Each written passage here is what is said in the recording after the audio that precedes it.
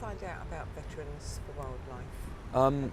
I'd actually been doing quite a lot of work in charity at the time, but a lot of the work that I'd been doing out in Africa I felt really underutilised. I felt like I had a lot more potential than they were actually bringing out, especially with all the sort of training and skills that I'd learned from the army. So I was really keen to find a charity where I could actually use my potential a bit more, and somebody recommended to me Veterans for Wildlife, and I looked them up, got in contact with Wes, and 4 weeks later I was on a plane out to Nambiti. We had 30 rangers that we'd gone out to assess and help develop a training program for, to use our military skills to help develop them and try and reduce poaching in the area.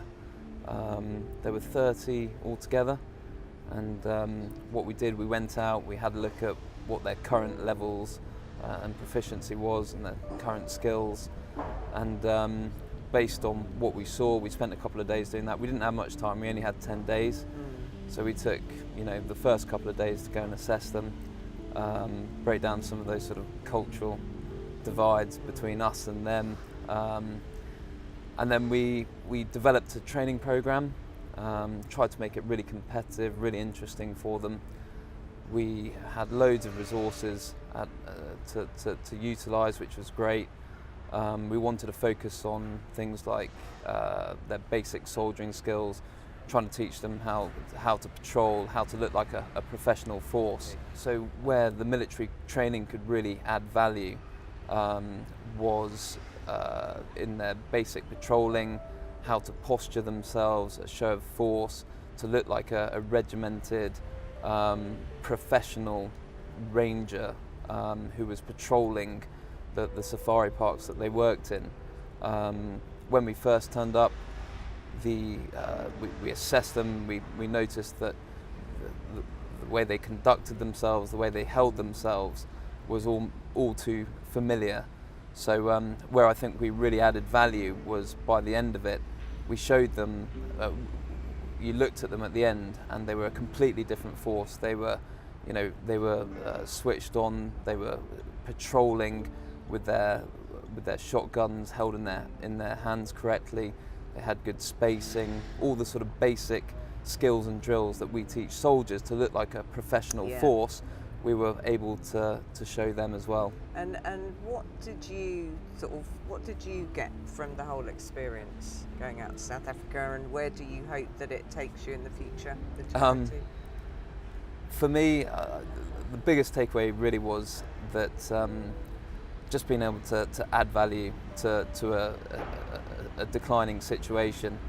I think at the end of the 10 days, it was amazing to see how far that they'd come, and the difference between day 1 and day 10 was remarkable, and it just showed me how much people can learn in such a short period of time, especially with the right sort of trainers and the right people giving that sort of training as well.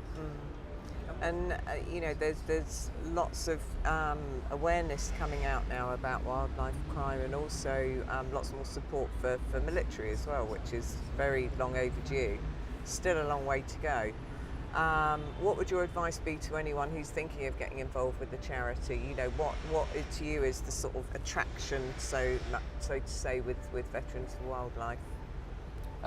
For me, I think it's the opportunity to be able to take a short amount of time. I was deploying for 10 days, to go and really to give your time rather than just sort of giving money. I think it's much more rewarding. There's also loads of other things that you can do to help either promote the cause, to promote the charity. What I really like about it is that it's obvious that working with this charity, that all of the funds, all of the resources, all of the money really goes to the projects on the ground and to delivering success and help wildlife conservation, which I've got experience, in my experience, hasn't always been the case.